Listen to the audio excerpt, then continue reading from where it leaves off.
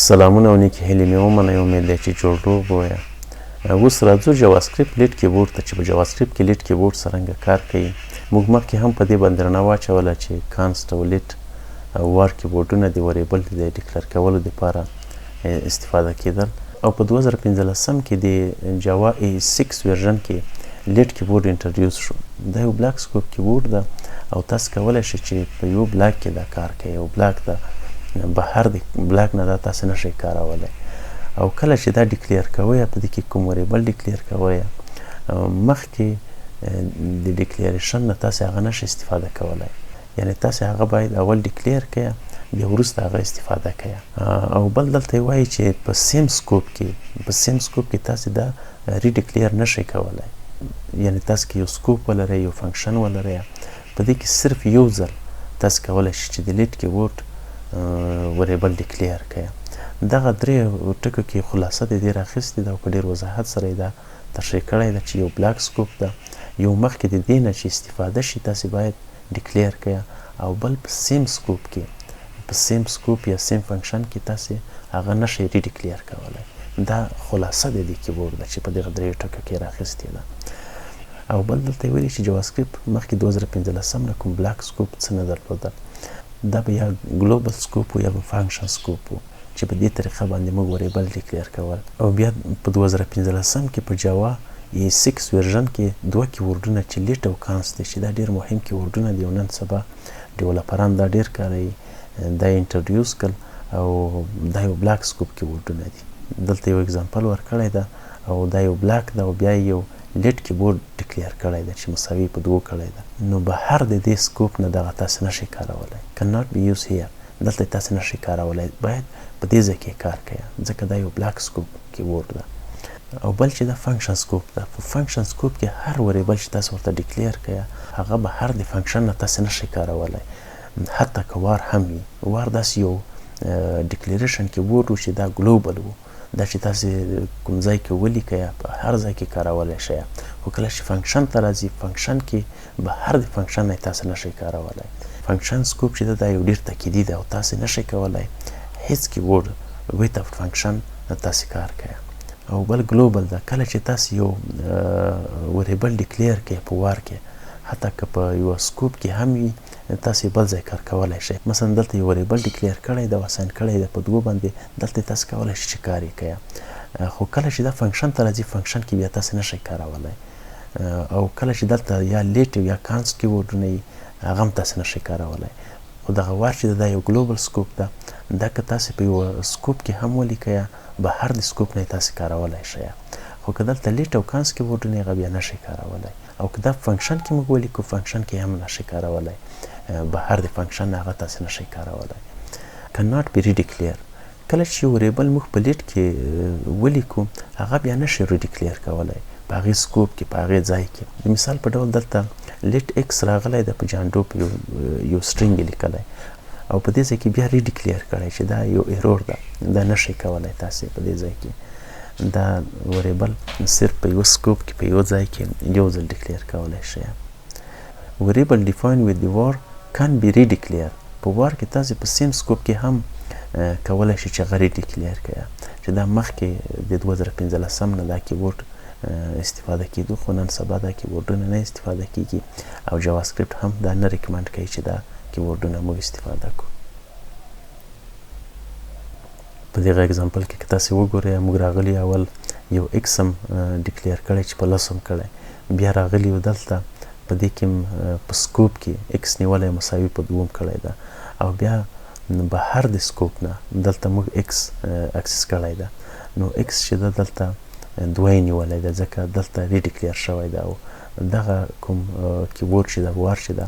دا ګلوبل سکوپ ده. اوس که په دې کې فرض مثال موږ لیټ ولیکو دا بیا یو ګلوبل سکوپ نه ده، دا بیا دغه ایکس راخلي چې مساوي په لسو ده. مثلا دلته موږ که دا رن کړو په مساوي په لسو کېږي. خو کله چې موږ دلته بیا وارږدو دا یو ګلوبل سکوپ ده او بهر د سکوپ نه دا موږ هم کارولی شو او هم یې ریډیکلیر کولی شو. نو دا یو ښه کیبورډ نه ده او جاواسکرپټ په دې باندې اوس ډېر تاکید کوي چې دغه کیبورډ مه استفاده کوئ ځکه په ځینو ځایو کې دا یو ټکر یو کرش راولي او دا ریډیکلیر کوي. او تاسې که دلته راشئ په دغه اګزامپل کې که تاسې وګورئ مثلا موږ د ایکس په نوم باندې یو وریبل ډیکلیر کړی چې 10 ده او بیا هم په دغه سکوپ کې یو وریبل ډیکلیر کړی چې 2 ده نو دلته چې کله موږ اکسس کړی ده موږ دغه وریبل اکسس کړی ده نو دا موږ نشو کولی چې بهر د دې نه بهر د دې سکوپ نه دا اکسس کړو نو دلته چې کله موږ راغلی یو ایکس هم لیکلی ده نو دا ایکس راغلی ده په دغه سکوپ کې په دغه ځای کې چې دا یو سکوپ ده دغه یې اکسس کړی ده والیو یې دلته پرنټ کړی ده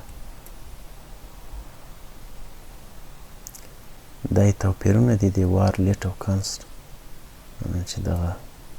تاسې کولی شئ بیا یې ووینئ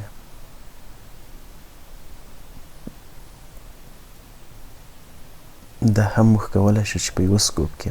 څو ځایه بیا یې ډیکلیر کړو چې دا موږ مثالونه څو ځلې کار کړل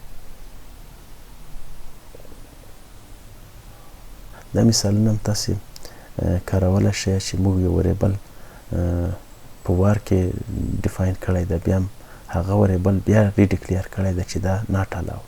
دا الاو نه ده او دلته غلطي ورکوي